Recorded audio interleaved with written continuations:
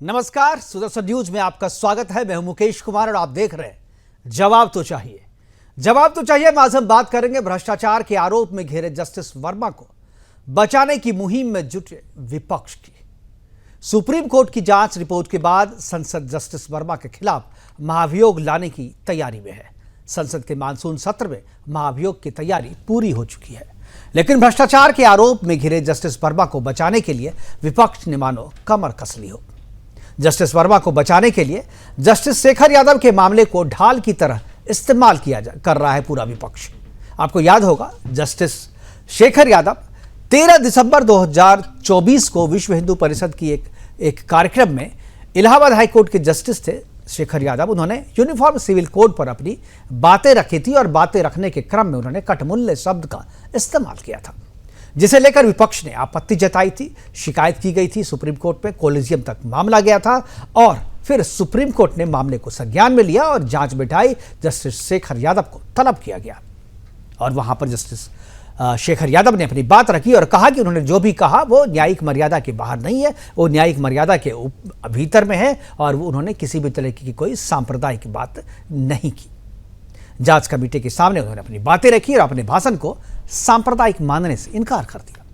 इसी बीच विपक्ष के 55 सांसदों ने राज्यसभा में जस्टिस शेखर यादव के खिलाफ महाभियोग का प्रस्ताव पेश कर दिया और उसे राज्यसभा सचिवालय को भेज दिया। महाभियोग की मांग करने वाले सांसदों में कपिल सिब्बल के साथ साथ दिग्विजय सिंह, जयराम रमेश, मनोज झा, साकेत गोखले, विवेक तनखा और पूरे इंडी गठबंधन के 55 सांसदों ने साइन किया था। राज्यसभा सचिवालय ने सुप्रीम कोर्ट को पत्र लिखकर जस्टिस शेखर यादव के खिलाफ इन हाउस जांच को रोकने के लिए कह दिया, क्योंकि मामला वो संसद के अधीन है और मामले जहां सपा सांसद कपिल सिब्बल सरकार पर इसी मामले को लेकर के जस्टिस यादव को बचाने और जस्टिस वर्मा के साथ अन्याय करने का सरकार पर आरोप लगा रहे हैं। जस्टिस यादव के खिलाफ महाभियोग लाने में देरी का बहाना बनाकर कपिल सिब्बल सहित पूरा विपक्ष जस्टिस वर्मा के खिलाफ महाभियोग लाने का विरोध कर रहे हैं। उनका कहना है कि सरकार जस्टिस यादव के खिलाफ महाभियोग के प्रस्ताव को मंजूर कर उसे आगे बढ़ाना चाहिए था, लेकिन उसे नहीं बढ़ा रही है और इन हाउस जांच को रोकने की बात कर रही है, जबकि जस्टिस वर्मा के केस में ऐसा नहीं कर रही है। जस्टिस वर्मा के खिलाफ वो महाभियोग लाने की तैयारी पूरी कर रही है। आपको याद होगा कि जस्टिस वर्मा के घर में फायरकर्मी ने करोड़ों के नोट बरामद किए थे और ये नोट बोरियों में भरे थे जो आग लगने से जल गए थे और आग बुझाने के लिए आए फायरकर्मियों की नजर में आ गए थे। उसके बाद से सुप्रीम कोर्ट ने यह मामला चूंकि मीडिया में आया, मीडिया में आने के बाद से बवाल हुआ। बवाल होने के बाद सुप्रीम कोर्ट ने जांच बिठाई और जांच की रिपोर्ट वो संसद को भेज दिया और संसद से रिकमेंड किया था कि इस पर आप महाभियोग लाना चाहिए। और अब महाभियोग की तैयारी हो रही है तो विपक्ष भ्रष्टाचार के आरोप में घिरे जस्टिस वर्मा को बचाने में जुट गया है। आज अपने प्रोग्राम में हम चर्चा करेंगे कि क्या जस्टिस वर्मा के नोट कांड की तुलना जस्टिस शेखर यादव के यूसीसी वाले बयान से करना क्या सही है? क्या विपक्ष जस्टिस वर्मा के भ्रष्टाचार पर पर्दा डालना चाहती है? क्या न्यायपालिका में भ्रष्टाचार को राजनीतिक कारणों से बढ़ावा मिल रहा है या संरक्षण मिल रहा है? करेंगे चर्चा और चर्चा को आगे बढ़ाने के लिए हमारे साथ कुछ मेहमान होंगे और जो मेहमान वो इसी न्यायिक फील्ड से हैं, उनसे भी हम आपका परिचय करवाएंगे। लेकिन उससे पहले हमने एक रिपोर्ट तैयार की है, वो रिपोर्ट आपको दिखाते हैं और रिपोर्ट के बाद जस्टिस शेखर यादव ने जो कहा था वो बयान भी आपको हम सुनाएंगे, ताकि आप भी यह तय कर सकें कि क्या यह जो बयान है इसकी तुलना जस्टिस वर्मा के करप्शन के केस से किया जा सकता है, वो भी सुनाएंगे। लेकिन पहले एक रिपोर्ट देखते हैं।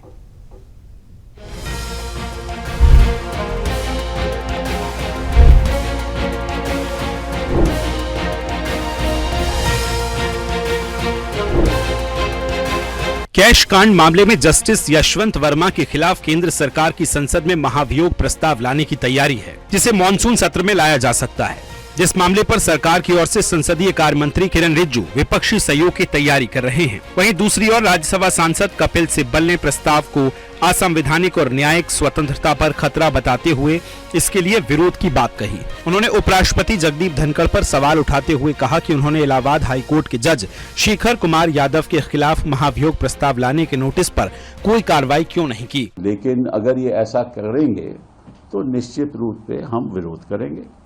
ये पूरा असंवैधानिक है और हम ये चेतावनी देते हैं। मैं समझता हूँ कि एक इनडायरेक्ट वे है of controlling the judiciary.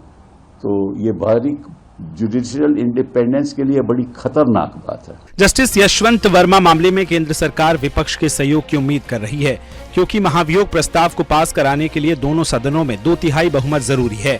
सरकार के पास लोकसभा में पूर्ण बहुमत है, लेकिन राज्यसभा में सरकार को विपक्षी समर्थन की जरूरत पड़ सकती है। वहीं दूसरी ओर इस मामले पर विपक्ष ने राज्यसभा में दबाव बनाना शुरू कर दिया है। I cannot vouch for somebody else's statement. I am only talking about the procedures that have been followed in the context of Shekhar Yadav and why the same procedure was not followed through a letter that should have been written by the Secretariat. महाभियोग यानी impeachment न्यायाधीशों को उनके पद से हटाने की एक संवैधानिक प्रक्रिया है।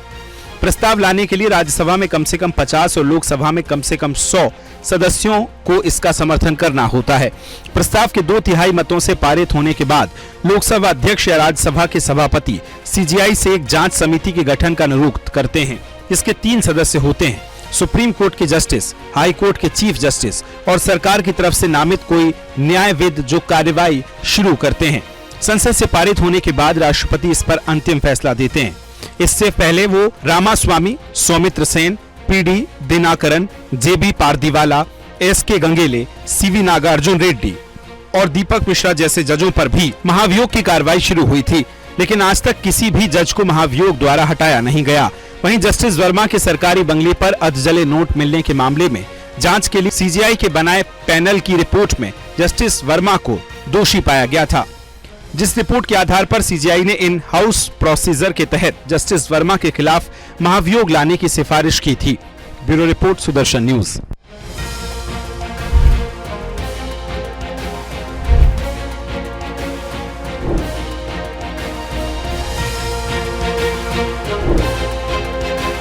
कानून तो भैया बहुत संकट से चलता है।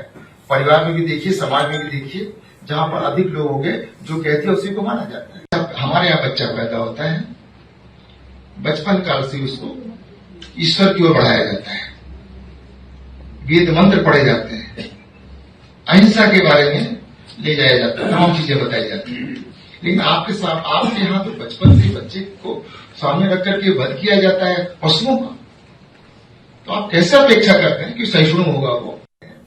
लेकिन जो कठमुल्ला है, जिसे कह लीजिए आप, क्योंकि वो देश के लिए घातक है, बिगाड़ने वाले लोग हैं, जनता को भड़काने वाले लोग हैं, देश आगे न बढ़े इस प्रकार के लोग हैं, उनसे सावधान रहने की जरूरत है। तो जो बात उन्होंने कही वो आपको सुना दिया हमने। वो आपको तय करना है कि ये सांप्रदायिक आपके हिसाब से है या नहीं, या सामाजिक कुरीतियों पर बोलना क्या जज का अधिकार नहीं है। करेंगे चर्चा, और चर्चा को आगे बढ़ाने के लिए हमारे साथ जो मेहमान हैं उनसे मैं आपका परिचय करा दूं। हमारे साथ जस्टिस अनिल बिमल हैं, पूर्व सेशन जज हैं, ये हमारे साथ जुड़े हुए हैं। अधिवक्ता संदीप मिश्रा जी हमारे साथ जुड़े हैं, और नेहा धवन जी हमारे साथ हैं, जो बीजेपी की प्रवक्ता के तौर पर हमारे साथ जुड़ी हुई हैं। सभी मेहमानों का स्वागत है। चर्चा की शुरुआत मैं जस्टिस अनिल बिमल जी से करना चाहूँगा, और चाहूँगा कि अनिल बिमल जी, इस पर हम लोगों ने पहले भी चर्चा की है और काफ़ी लंबी चर्चा हुई है, हमारी टेलीविज़न पे भी हुई है और वैसे भी हुई है। मैं एक चीज़ मैं आपसे जानना चाहता हूँ, जिस तरीके से शेखर यादव को ढाल बना करके जस्टिस वर्मा को बचाने की कोशिश की जा रही है, क्या आपको लगता है कि ये दोनों मामले एक हैं? सही में जिस प्रोसीड्योर पे सवाल उठाया जा रहा कपिल सिब्बल के द्वारा, क्या आपको लगता है कि वो सही है, या एक ढाल की तरह इस्तेमाल किया जा रहा है जस्टिस वर्मा को बचाने के लिए? चर्चा शुरू करने से पहले मैं ये बताना चाहूंगा कि इम्पीचमेंट को डिफाइन कैसे किया गया है।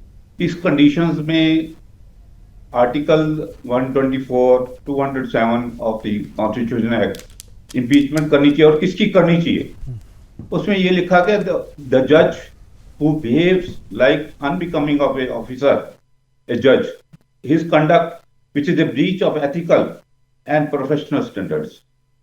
अब ये डिसाइड करना कि weather his conduct has committed any breach of his standard professional standard, तो ये दोनों ही डिफरेंट केसेस हैं। इनको मतलब कंपेयर ही नहीं किया जा सकता, क्योंकि जो ब्रीच ऑफ कंडक्ट है वो जस्टिस यशवंत वर्मा के केस में बनता है, क्योंकि उनके घर से नोटों की रिकवरी हुई है, जबकि जस्टिस शेखर ने एक प्राइवेट फंक्शन में अगर कुछ बोला है तो एक प्राइवेट फंक्शन में बोला है, वो ब्रीच ऑफ कंडक्ट उसमें उसकी डेफिनेशन में आता ही नहीं है। तो ये मैं मानता हूँ, ये मैं दावे से कह सकता हूँ कि तो इसको उस केस को जस्टिस शेखर के केस के साथ कंपेयर करना बिल्कुल नाजायज है। और यहाँ जस्टिस यशवंत वर्मा के केस में तो कॉलेजियम ने कमेटी अपॉइंट करके उसकी कमेटी ने रिपोर्ट दे दी है और रिकमेंडेशंस कर दी हैं फॉर द इम्पीचमेंट। जबकि जस्टिस शेखर के केस में ऐसा नहीं है। उनके राज्यसभा के कुछ मेंबर्स ने मूव किया और उसका नोटिस संज्ञान नहीं लिया गया। उस केस में अभी किसी भी इन हाउस कमेटी ने उनके खिलाफ कोई रिपोर्ट रिकमेंडेशंस ऐसी कोई बिल्कुल इन हाउस कमेटी ने अभी उन पर रिकमेंडेशन कोई नहीं दिया है जो इम्पीचमेंट उनका किया जाए। और इसी इन हाउस जो रिकमेंडेशन है उसको जो है रोकने के लिए जो है राज्यसभा सचिवालय ने कहा है। और इसी पे सवाल कपिल सिब्बल ने उठाया है। हमारे साथ अधिवक्ता सतीश बघेल भी जुड़ गए कांग्रेस के प्रवक्ता के तौर पे। सतीश बघेल जी अधिवक्ता भी है, इसीलिए आज मैं सतीश बघेल जी कांग्रेस नेता कम और अधिवक्ता के तौर पे मैं ज़्यादा चाहूँगा कि अपनी राय रखें और अपनी पार्टी की भी बात रखें। कपिल सिब्बल आपकी पार्टी के हैं नहीं लेकिन जुड़े हुए हैं, और ये जो 55 सांसद है उसमें बहुत सारे जो है कांग्रेस के भी सांसद हैं जिन्होंने इसका विरोध किया है या जो जस्टिस यादव शेखर यादव के खिलाफ जो इम्पीचमेंट की वकालत की है। जो प्रोसीड्योर पे सवाल उठाया जा रहा है मैं उस पर चाहूँगा कि क्या आपको लगता है कि दोनों मामले एक है, जैसा कि अभी जस्टिस अनिल विमल जी ने कहा कि दोनों मामले की तुलना नहीं की जा सकती, दोनों अलग अलग मसला है। क्या आपको लगता है कि दोनों मसले एक है, और लगता है तो क्यों लगता है? नहीं, मैं जो सेशन जज साहब हैं मैं इनके साथ सहमत हूँ। दोनों मामले अलग हैं, एक करप्शन का मामला है और दूसरा एक प्रकार से हेट का मामला है, हेट स्पीच का मामला है।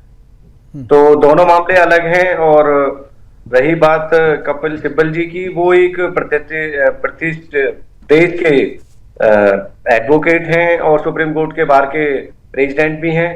तो ये देखना होगा कि महाभियोग में क्या क्या होगा उस कानून के अंदर, और ये जल्दबाजी होगी कि महाभियोग होना चाहिए नहीं होना चाहिए या उसका विरोध होना चाहिए नहीं होना चाहिए। मुझे लगता है इस पर काफी रिसर्च की जरूरत है। लेकिन सतीश बघेल जी, जस्टिस वर्मा पे तो जो कोर्ट ने, सुप्रीम कोर्ट ने जो है उसने तो इन हाउस कमेटी ने रिकमेंड किया है, तो उस पर फिर क्यों? मान लीजिए ये मसला जो है इनका अलग है, इस पर चर्चा होनी चाहिए, ठीक है आप कह रहे हैं उस पर चर्चा हो और कोर्ट भी वही चाह रही है, संसद भी वही कर रही है, लेकिन आप जो है जस्टिस शेखर यादव का बहाना बना करके आप कह रहे हैं कि इसको नहीं करेंगे तो मैं इसका विरोध करूंगा, तो ये तो इनडायरेक्टली करप्शन को सपोर्ट करना हुआ। नहीं, इसमें हमारी पार्टी का तो कोई अभी स्टैंड ही नहीं आया है। आप कपिल सिब्बल को हमारी पार्टी से क्यों जोड़ रहे हैं? नहीं, मैं इसलिए जोड़ रहा हूं क्योंकि जो 55 सांसद जिन्होंने साइन किया है उसमें तो आपके सांसद भी हैं जो इम्पीचमेंट के लिए, शेखर यादव के इम्पीचमेंट के लिए साइन किया है, उसमें आपके सांसद भी हैं, दिग्विजय सिंह है उसमें, जयराम रमेश हैं, विवेक तनखा हैं, उसमें सारे आपके साथ, आपके कम से कम 20 सांसदों ने साइन किया है उस पर। तो आप सामने आकर के बयान दे चाहे नहीं दे, लेकिन भाई समर्थन तो आप कर रहे हैं ना, आपने विरोध भी तो नहीं किया कपिल सिब्बल के ये का जो नहीं हम लोग साथ हैं, तो आपको सामने आकर के अपना स्टैंड क्लियर करना चाहिए। सतीश जी, देखिए मैं यही कहूंगा इस बारे में, अभी मेरी भी कोई खास इसमें अभी जानकारी नहीं है इस पर कि हमारी पार्टी का क्या स्टैंड है और हमारी पार्टी इस पर क्या सोच रही है। जो अगर कपिल सिब्बल, ठीक है, आपने बहुत अच्छा बिल्कुल क्लियर कह दिया आपने, इसलिए मैं सिर्फ अब कानूनी पक्ष में नेहा जी के पास आऊंगा। नेहा जी भी अधिवक्ता है और आज जो हमारा जो पैनल है पूरा अधिवक्ताओं से भरा है, इसलिए मैं चाहता हूं कि एक अच्छी बहस, एक दूसरे को काटे नहीं, अपनी अपनी बात जो है रखें ताकि हमारे दर्शक को जो है एक नया एंगल मिल सके। नेहा जी, क्या आपको लगता है कि ये पॉलिटिकल मामला है या सही में ये कानून का मामला है, कानूनी मसला है? क्योंकि जिस तरीके से जस्टिस वर्मा को बचाने की कोशिश की जा रही है, ऐसा लग रहा है कि शेखर यादव ने जो कहा है उस पे अगर इम्पीचमेंट नहीं होता है तो आप इनका भी मत कीजिए, हम इसका विरोध करेंगे। ये कौन सा तर्क हुआ? क्या करप्शन के मसले को, जैसा कि सतीश जी ने कहा कि वो हेट स्पीच का मसला बनता है, ना कि जो अनिल विमल जी हैं उन्होंने दूसरी बात कही, तो मैं तो क्या आप दोनों की तुलना करते हैं? क्या आपको लगता है कि जस्टिस वर्मा को बचाने की मुहिम जो है वो विपक्ष ने शुरू की है कपिल सिब्बल को आगे करके? देखिए मुकेश जी, सबसे पहले तो यही कहना चाहूंगी कि जिस तरह से ऑपरेशन सिंदूर को इंटरनेशनल लेवल पर सर्वदलीय जो हमने एक ग्रुप बनाया, उस सर्वदलीय सदस्य जो है वो मिलकर अंतरराष्ट्रीय भारत की बात रखने के लिए पहुंचे, ऑपरेशन सिंदूर की बात को रखने के लिए पहुंचे। उसी तरह से आज फिर से एक बार आवश्यकता है भारत में जो भ्रष्टाचार तंत्र है उसके खिलाफ आवाज उठाने की, उसके खिलाफ बिगुल बजाने के लिए। और उसी के संदर्भ में जो है ये फैसला जो अभी जो इंटरनल कमेटी ने जो दिया है, उनके यहाँ पर उस कमरे के अंदर उन जस्टिस वर्मा के ही लोगों का आना जाना था, उस कमरे की चाबी भी उन्हीं के हाथ में थी, तो वहां पर रखा सामान भी उन्हीं के ही जो है जुरिडिक्शन में आएगा। जब ये नेहा जी आपकी आवाज डिस्टर्ब हो रही है, नेहा जी आपकी आवाज डिस्टर्ब हो रही है, क्लियर नहीं आ रही है, सतीश जी भी नहीं सुन पा रहे। एक बार मैं अपने पीसीआर से कहूंगा जरा नेहा जी की आवाज ठीक करें। मैं संदीप जी के पास तब तक जाना चाहूंगा। संदीप जी, इस मसले पे भी आपसे भी बहुत बार चर्चा हुई है, बहुत सारे हमारे डिस्कशन में आप लोग रहे हैं। ये जो नया डेवलपमेंट है इसको आप किस तरीके से देखते हैं? देखिए, शेखर यादव का मामला और जस्टिस वर्मा का मामला दोनों बिल्कुल अलग है। इसको एक तराजू पे तौल देना शायद जो है आंख में धूल झोंकना हो। क्यों? क्योंकि एक है कंडक्ट से जुड़ा हुआ और दूसरा जुड़ा हुआ है क्राइम से जुड़ा हुआ। तो कॉन्स्टिट्यूशनल प्रोविजन जो कहता है प्रूव्ड मिसबिहेवियर और इनकैपेसिटी, मतलब आपका प्रूव्ड मिसबिहेवियर हो और अक्षमता हो, तो इन दोनों को डिसाइड करने की क्षमता जो है केवल और केवल राष्ट्रपति जी में है। या ये कहें कि जो इम्पीचमेंट प्रोसेस होगा उसके थ्रू ही संसद कर सकती है।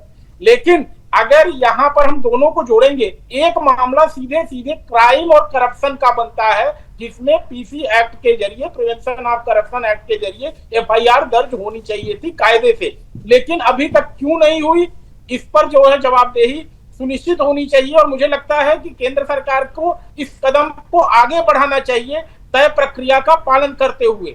जहां तक कपिल सिब्बल ने इसको तुलना कर दिया, यह कहीं से भी कंपेयर नहीं किया जा सकता, क्योंकि जस्टिस वर्मा का जो प्रकरण है वह प्रूव्ड मिसबिहेवियर और इनकैपेसिटी की कैटेगरी में आ रहा है। तो दोनों को एक तराजू पे तौल देना मुझे नहीं लगता है कहीं से भी जो है न्याय होगा, या कानून या संविधान के जानकारों के प्रति जो है किसी तरह से जो है न्याय आप करेंगे। क्योंकि कोई भी कानून का विशेषज्ञ यही कहेगा कि जो भी जस्टिस वर्मा ने किया वह क्राइम है, उनके खिलाफ एफआईआर दर्ज होनी चाहिए थी, उन्हें जेल के सलाखों के पीछे आम आदमी की तरह भेजा जाना चाहिए था, क्योंकि संविधान कहीं से भी उनको संरक्षण नहीं देता है कि इस तरह से जो है अपराध वो करें। या अपराध का मामला है, अक्षमता का मामला नहीं है, मिसबिहेवियर का मामला नहीं है। तो जस्टिस वर्मा का मामला अगर आप एट पार कर रहे हैं तो शायद कपिल सिब्बल को जानकारी बेसिक ही नहीं है, या वो जानना भी नहीं चाहते। एक चीज मैं और आपके दर्शकों को बता दूं कि जस्टिस रामास्वामी को बचाने वाले भी कपिल सिब्बल जी ही थे, जब सदन में उनके खिलाफ कार्यवाही चल रही थी।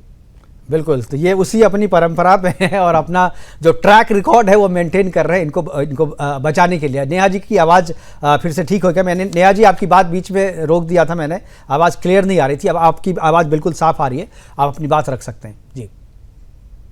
मुकेश जी, मैं यही बात कर रही थी कि जिस तरह से बाहरी ताकत से आज देश लड़ाई लड़ रहा है, उसी तरह से भारत के अंदर की जो भारत को तोड़ने और नीचा गिराने की जो ताकतें हैं, जिसमें भ्रष्टाचारी तंत्र एक नंबर 1 पर मुझे लगता है स्टैंड करता है। और इस भ्रष्टाचारी तंत्र को खत्म करने के लिए कहीं ना कहीं से एक बहुत बड़ी शुरुआत मुझे लगता है कि इस केस को अगर हम सही तरीके से आगे प्रोसीड करते हैं तो जरूर मिलेगी, और एक ये मिसाल बनेगा भारत देश के आने वाली वर्षों तक की जो युवाओं के सामने एक मिसाल छोड़ के जाने की पीढ़ी की बात है। हम उस पीढ़ी में हैं जिस पीढ़ी पे भ्रष्टाचार के खिलाफ आवाज उठाना, उसके खिलाफ कार्रवाई करना, इस पीढ़ी पर खड़े हैं। और आने वाली जो पीढ़ियां हैं इसको लेकर एक बहुत बड़ा मुझे लगता है एक परिदृश्य हम छोड़कर जाएंगे उनके सामने।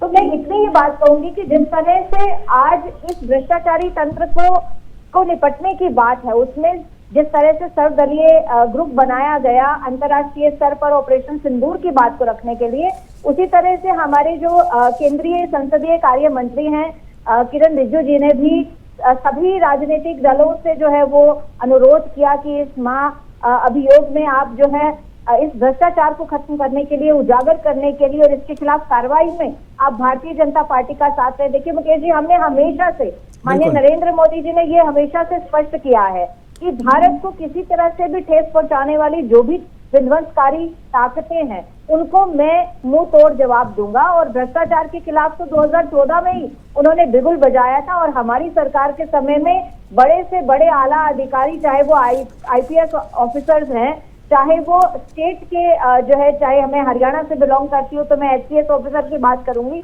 हमने उन राज्यों में, जिन राज्यों में भारतीय जनता पार्टी की सरकारें हैं, उन राज्यों में भी भ्रष्टाचारी तंत्र को खत्म करने के लिए जहां कहीं भी सरकारी अगर अधिकारी का भी संलिप्त होना पाया जाता है तो हमने मिसाल कायम करते हुए उन अधिकारियों पर कड़ी से कड़ी कार्रवाई करने का रुख अपनाया है। और नरेंद्र मोदी जी की ये जो नीति है, इस नीति का आज एक स्पष्ट उदाहरण हमारे सामने है। अभी मेरे साथ पैनल पर बैठे बहुत सीनियर व्यक्ति सब लोग बैठे हैं और आप सबने भी एक बात कही कि इनके केस को, स्पेसिफिकली जस्टिस वर्मा के केस को बाकी सभी जस्टिस के केसेस के साथ में कंपेयर करना पॉसिबल ही नहीं है, क्योंकि हर मामले में हर केस अपने अपना एक अलग डिग्री का होता है और अलग अलग उसके साक्ष्य होते हैं, अलग अलग उसकी जो है परिणाम होते हैं। तो मुझे लगता है कि इससे बड़ी कोई बात नहीं हो सकती कि आज जस्टिस वर्मा खुद अपने इतनी बड़ी चीजें उजागर होने के बाद भी अपने पद से इस्तीफा नहीं देने की बात कर रहे हैं, क्योंकि मुझे लगता है कहीं ना कहीं उन्हें मालूम है कि ऑपोजिशन का साथ उन्हें मिलेगा। कहीं ना कहीं ऐसे जो नेता हैं जो हर बार जो बीजेपी के खिलाफ भी खड़े होते हैं, और भारत के, मैं कहूंगी बीजेपी के भी नहीं, भारत के जो खिलाफ मतलब ये मेरिट पे, विपक्ष जो है वो केस की मेरिट पे नहीं जा करके केवल सरकार इसका साथ दे रही है, सरकार इम्पीचमेंट लाना चाह रही है, इसलिए इसको जो है इसका विरोध कर रही है। मैं एक बार अधिवक्ता सतीश बघेल जी के पास आऊँ। सतीश जी, मेरिट के आधार पर अगर आप कहें कि जस्टिस वर्मा का जो केस है, क्या आपको लगता है कि इम्पीचमेंट के लिए क्वालिफाई करता है? देखिए, अभी अभी नेहा जी ने बताया कि किस तरह से बीजेपी करप्शन के अगेंस्ट में मोदी जी ने विश्वव्यापक अभियान चलाया, किस तरह से उन्होंने भ्रष्टाचार को लेकर के कदम उठाए। तो इस पे मैं थोड़ा सा बोलूंगा, फिर इम्पीचमेंट पे आते हैं। इलेक्टोरल बॉन्ड्स पर किस तरह से बीजेपी ने अपने आप को बचाया, SBI को जो रिपोर्ट 1 वीक में दे दी थी वो 4 महीने में दी, और उसके बाद PM केयर फंड जिसे उन्होंने पर्सनल फंड बताया, RTI एक्ट में अमेंडमेंट कर दिया, इलेक्टोरल रोल्स को जो ऑनलाइन देने के लिए उसको अमेंडमेंट कर दिया, और BBC अभी अभी हाल में आप देखेंगे तो इतनी बड़ी खबर जो कुंभ मेले में एक भगदड़ में जिसमें 100 से भी ज्यादा लोग मारे जाते हैं, उसमें भी आंकड़े छिपाए गए और भगदड़ एक नहीं 2 हुई। तो बीजेपी कितना अच्छा काम करती है ये देख रही है। एक चीज सतीश जी, ये जितनी जानकारी की आप बात कर रहे हैं ये केवल और केवल अफवाह थी। बिल्कुल, अब मीडिया रिपोर्ट्स के आधार पर BBC शुरू से सबसे जो मुकेश जी सबसे बड़े जो दुखद की बात है, एक बार भी ट्रंप के अगेंस्ट में एक शब्द भी नहीं हमारे प्राइम मिनिस्टर बोल रहे हैं। ट्रंप ने 12 बार बोल चुके हैं, एक बार जवाब दे। नेहा जी सतीश जी बारी बारी से करप्शन के अगेंस्ट में तो मुझे बोलना पड़ा। नहीं, देखिए जो सवाल मैंने पूछा उस सवाल का आपने सतीश जी जवाब नहीं दिया, और जो बातें जी, इसमें मैं यही कहूंगा कि उस इम्पीचमेंट के अंदर क्या क्या है क्या नहीं है, क्या वो डालेंगे ये देखना बहुत जरूरी है। और इस जो ड्राफ्टिंग होगी, जो कानून होगा उसमें क्या वो नहीं, मैं कह रहा हूं कि भाई कोर्ट ने, सुप्रीम कोर्ट ने रिपोर्ट, इंटरनल रिपोर्ट दे दी है। इंटरनल रिपोर्ट में सुप्रीम कोर्ट ने जब रिकमेंड किया है इम्पीचमेंट के लिए, तो फिर आप विरोध किस आधार पे कर रहे हैं? क्या सुप्रीम कोर्ट से? भाई जस्टिस वर्मा के खिलाफ तो इंटरनल रिपोर्ट है ना, सुप्रीम कोर्ट की रिपोर्ट है, जबकि जस्टिस यादव के खिलाफ कोई रिपोर्ट नहीं है, वो जांच चल ही रही है। तो फिर उस आधार पे कि उसकी जांच को रोकने के लिए कह दिया गया है, भाई इसकी जांच को अगर नहीं भी रोकेंगे हम तो पर भी इनका तो इम्पीचमेंट का मसला बनता ही है ना। तो आप इसको मेरिट के आधार पे आप क्यों नहीं इसको समर्थन कर रहे हैं? आप उसको बचाव के लिए आप शेखर यादव का जो है मसला क्यों सामने ले आकर ढाल की तरह खड़ा कर रहे हैं उसको? इसका मतलब है कहीं ना कहीं आप लोग करप्शन को जो है सपोर्ट करते हैं। और दूसरी बात, आपने जो जितनी बातें गिनाई यहाँ पे सतीश जी, वो सारी चीज़ें अगर है, आपको लगता है कि सही में ये गलत है, नेहा जी ने कहा कि सबूत के साथ बोलना चाहिए, अगर आपके पास सबूत होता तो आप कोर्ट जाते ना, केस कीजिए, आप सुप्रीम कोर्ट में जाइए। अगर बीजेपी को आप लगता है कि कुछ चीज़ें की है, इलेक्टोरल बॉन्ड में घोटाला किया है, या जो LIC CBI SBI में कोई मसले में गड़बड़ी की है, तो आप कोर्ट जा सकते हैं ना, आपके पास कोर्ट का रास्ता है, लेकिन आप कोर्ट नहीं जाते हैं, आप सिर्फ पॉलिटिकल बयानबाजी करते हैं। तो ये चीजें जो है अब जनता समझ गई है। जी, पॉलिटिकल बयानबाजी नहीं करते हैं। सुप्रीम कोर्ट के former chief justice DY Chandrachud ji BBC के इंटरव्यू में कहते हैं कि 3 महीने तक मेरे सपनों में भगवान आते रहे, मेरे से पूछते रहे कि मुझे क्या करना है। देखिए, आप समझिए तो भाई तो इसमें गलत क्या? अगर उनके सपने में भगवान आ रहे थे, उन्होंने कहा, तो इसमें आपको क्या गलत लग रहा है भाई? देखिए, गलत ये है कि जो एक बार जज बन चुका है, जिसे क्यों नहीं आ सकते? किसी अगर राम मंदिर का मसला था, राम मंदिर के बारे में डिसीजन लेना था, कोई व्यक्ति अगर सोच रहा है बराबर, तो ये तो साइंटिफिक चीज है। जिस मसले को आप बार बार सोचेंगे उससे रिलेटेड सपने भी आएंगे, ये तो साइंटिफिक चीज है। संदीप मिश्रा जी कुछ बोलना चाह रहे हैं। जी संदीप जी, आपकी आवाज नहीं आ रही। वही पहुंच जाती है, कांग्रेस की सुई धर्म पे आके अटक जाती है, और हिंदुत्व का विरोध उन्हें करना ही करना है। न्यायिक अधिवक्ता है मेरे विरोध नहीं कर रहा हूं। पता है कि अदालत में जब न्यायाधीश खड़े होते हैं, एक सेकंड सुनिए भाई साहब, सुनिए एक सेकंड। जब न्यायाधीश अदालत के अंदर आते हैं, दोनों हाथ जोड़ करके अदालत में खड़े होकर के फिर अपनी सीट पर बैठते हैं, तो वह न्याय की समर्पित होते हैं। तो अगर इस तरह की श्रद्धा भाव से अगर चंद्रचूड़ साहब ने कहा कि मुझे 1 महीने तक भगवान राम सपने में आते रहे, तो एक बड़ा काम करना था। अगर प्रभु का उनको आशीर्वाद मिला, तो इसमें कौन सी गलत बात हो सकती है? आपको इस पे आपत्ति क्यों हो सकती है? आपत्ति आपको इसलिए है क्योंकि आपने तो राम के अस्तित्व को ही नकारा था। तो आपको दर्द जो हाथ जोड़े जाते हैं ना, वो अयोध्या में जो भव्य राम मंदिर बन गया, उसका दर्द आपका ऐसा रह रह के उभरता है। इस तरह का दर्द है जो अब हर डिबेट में कांग्रेस कहीं कहीं ले आती है घुमा फिरा करके। तो राम और धर्म, जहां सनातन धर्म की बात आ जाएगी, कोई भी व्यक्ति कर देगा, वहां कांग्रेस के विरोध में आकर के खड़ी हो जाएगी। भाई इस बात पे क्यों नाराजगी है? इसीलिए आप जमीन खो रहे हैं, पूरे भारत से आप जमीन खो चुके हैं, आपके लिए कुछ नहीं बचा हुआ है आज की तारीख में। और करप्शन के केस पे भाई, आपने थोड़ा सा तार्किक होने की जरूरत है। यहाँ बात उसकी नहीं है, पूजा पाठ की उसकी नहीं है, भगवान की नहीं है, ईश्वर की नहीं है। नहीं तो चंद्रचूड़ साहब के या वक्तव्य पे आप बात हुई। ठीक है सर, इस पे हम बहस नहीं कर रहे हैं, हम जस्टिस वर्मा पे बहस कर रहे हैं। 1 मिनट सतीश जी, संदीप जी, मैं एक अनिल विमल जी के पास जाना चाहूंगा। अनिल जी, ये जो मसला है जस्टिस वर्मा को बचाने की जो कोशिश की जा रही, क्या इनको बचाने में वो लोग शामिल हैं? क्योंकि जो कैश मिला था जस्टिस वर्मा के यहाँ, जले जो नोट मिले थे, वो किसने दिए ये अभी तक पता नहीं है जांच में, या जो है जांच जो आई है, जो रिपोर्ट आई है, उस रिपोर्ट में हो सकता है बंद हो, हमें और आपको नहीं पता, ये पब्लिक डोमेन में नहीं है। लेकिन क्या आपको लगता है कि इनको बचाने के लिए वही लोग हैं? क्योंकि ये जो नोट दिखे हैं उतने ही नोट तो नहीं होंगे, ये भी कह रहे हैं, और भी होंगे। करप्शन का मामला केवल यही नहीं होगा जो आपके और हमारे सामने है, इससे ज़्यादा भी होंगे, और इसके तार जो है उन लोगों से भी जुड़े होंगे जिनके खिलाफ ये जस्टिस ने दे करके पैसा लिया होगा। किसी के साथ तो अन्याय किया होगा ना। ये पैसा जो आया वो तो किसी न्याय फैसले को बदलने के लिए ही आया होगा, किसी फैसले को प्रभावित करने के लिए आया होगा। तो क्या आपको लगता है कि इसमें वो पॉलिटिकल लोग हैं शामिल जिसकी वजह से इनको बचाया जा रहा है? क्योंकि ये अगर फंसेंगे तो ये दूसरे लोगों के राज भी खोल सकते हैं, इसलिए इनको जो विपक्ष है वो बचाने के लिए सामने आ रही है खुल के। मुकेश जी, जहाँ तक जस्टिस वर्मा के अगेंस्ट जो कार्रवाई की गई है, इसमें शुरू से लेकर आखिर तक बहुत बड़ी खामियां हैं। आप देखिए ना कि किसी आम आदमी के घर से 10 लाख से ऊपर का रिकवरी होती है, तो ईडी का केस बनता है, सो मोटो ईडी एक्शन में आ जाती है। इस केस में क्यों नहीं आई? इस केस में FIR क्यों नहीं की गई? तो काफी अनसुलझे इसमें हैं केसेस, सबूत तो है नहीं, मगर इसमें कई अनसुलझे किस्से हैं, जैसे कि FIR का लॉन्च ना किया जाना, किसी हायर अथॉरिटीज को रिपोर्ट नहीं करना, किसी के द्वारा भी सो मोटो एक्शन नहीं लेना किसी भी एजेंसी के द्वारा जी। तो ये काफी अनसुलझे, और रिकवरी को एकदम खत्म कर देना। अब जस्टिस वर्मा का ये कहना है कि मेरे को नोट दिखाए जाएं कि कौन से नोट रिकवर हुए हैं मेरी एब्सेंस से। अब इसमें उनके पास क्या है? इस पर कुछ भी नहीं है, सब नोट खत्म कर दिए गए। रिमूव कर दिए गए। अब बताइए ना, इस क्वेश्चन का कौन जवाब देगा?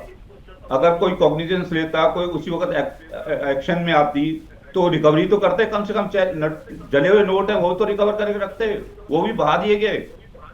तो इन बातों नहीं का ठीक है, ये जस्टिस विमल जी ठीक है, ये तो चीजें हैं जो वो उनको ये केस अगर कोर्ट में चलता तब उनके ये तर्क जो है ना वो काम में आते, लेकिन अब तो ये इम्पीचमेंट तक मामला चला गया है। अब तो भाई कोर्ट जो जांच रिपोर्ट है वो जांच रिपोर्ट ने इन्हें दोषी मान लिया है और रिकमेंड किया है महाभियोग के लिए, इम्पीचमेंट के लिए। तो अब तो उनका ये तर्क काम नहीं आएगा कि नोट मुझे दिखाइए, नोट कहाँ, कौन सा नोट बरामद हुआ था।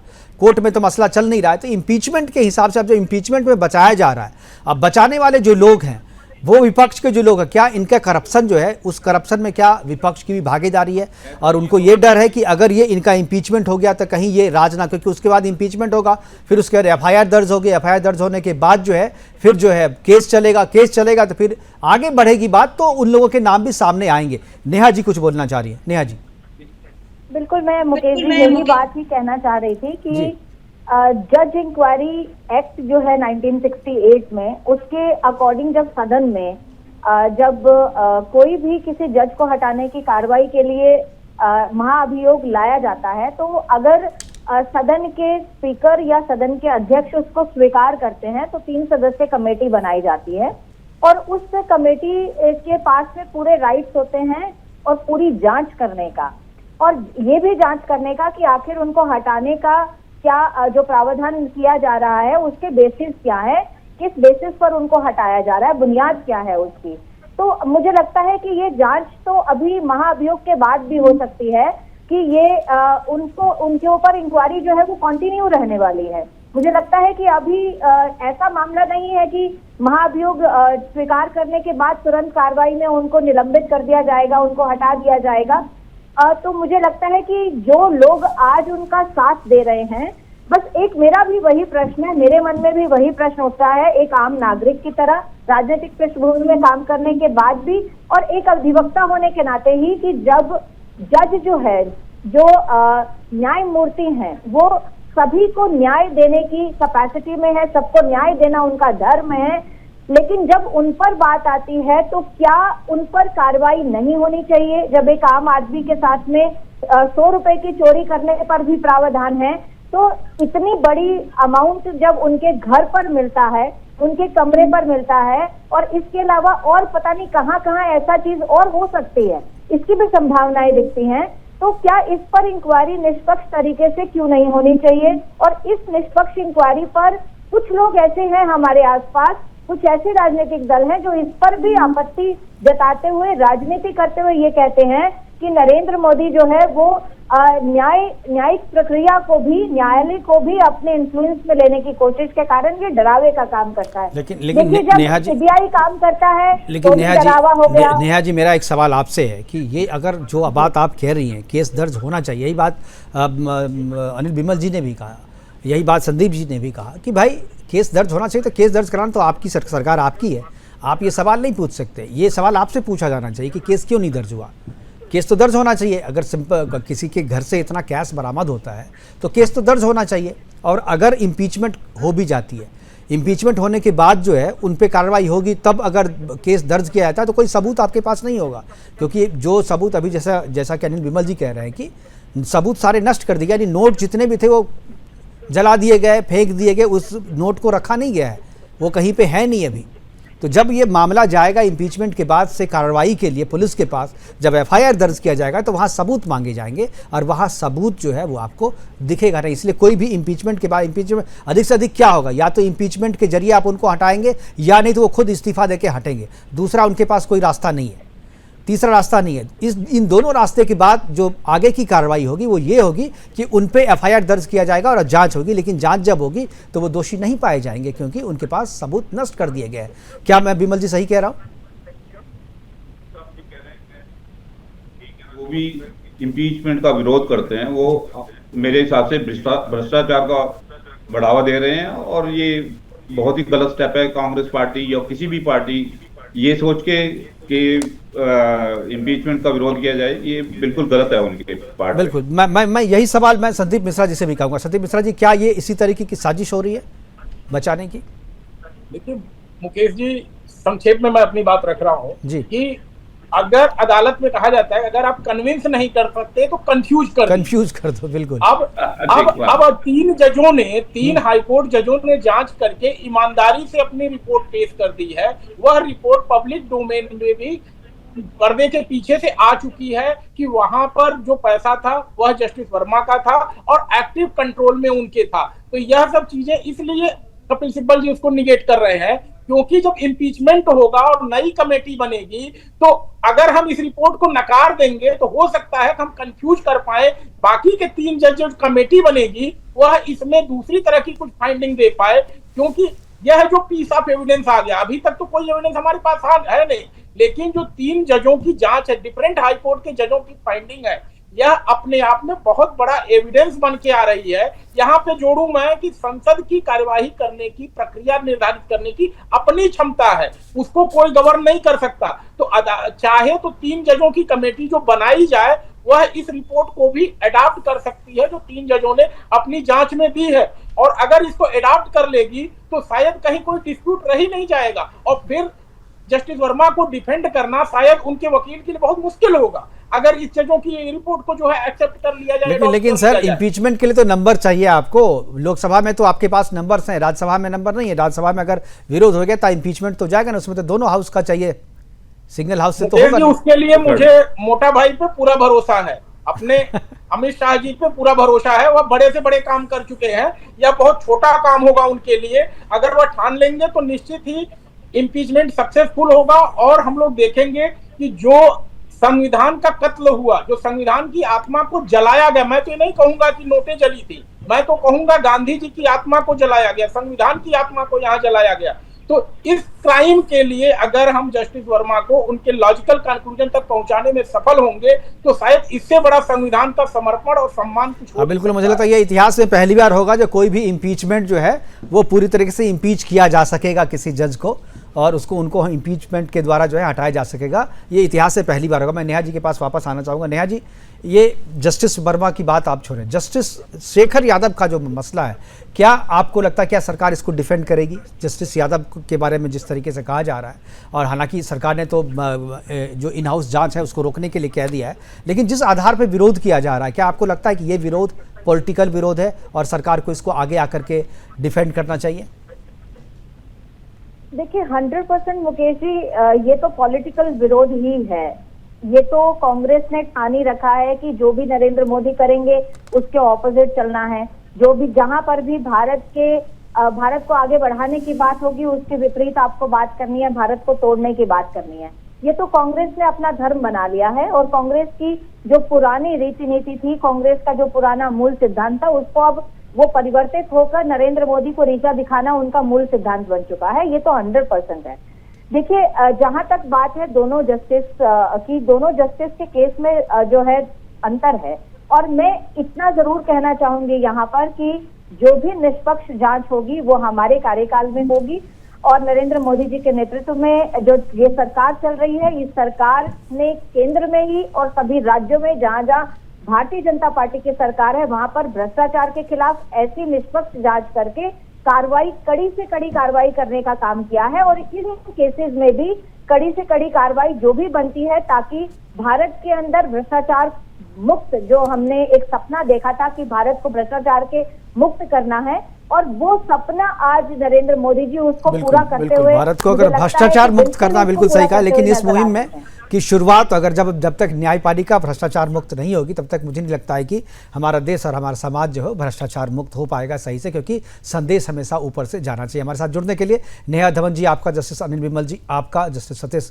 बघेल जी अधिवक्ता आपका, और संदीप मिश्रा जी अधिवक्ता आपका भी बहुत बहुत धन्यवाद। आप इस महत्वपूर्ण चर्चा में जुड़े, इसका हिस्सा बने, और जो बातें आपने कही हमारे साथ साझा की, हमारे दर्शक जो है, सुधी दर्शक को खुद ही देख रहे होंगे, आप खुद ही ये करेंगे क्योंकि हमने सारी बातें जो है आपके सामने रख दी है। लेकिन जस्टिस वर्मा को बचाने की जो मुहिम चली है, वो मुहिम जो है एक बहुत ही गलत परिपाटी को जन्म देगी, बहुत ही गलत परिपाटी को स्थापित करने की कोशिश है, क्योंकि जस्टिस वर्मा को अगर बचाया गया, अगर इम्पीचमेंट नहीं हुआ तो इससे यही जाएगा कि न्यायपालिका में जो करप्शन है उसको बचाने के लिए पॉलिटिकल लोग जो है, विपक्ष जो खास तौर पे उसे बढ़ावा दे रहे हैं, और उनके भ्रष्टाचार में कहीं ना कहीं विपक्ष भी शामिल है। आज के लिए इतना ही, दीजिए इजाजत, नमस्कार।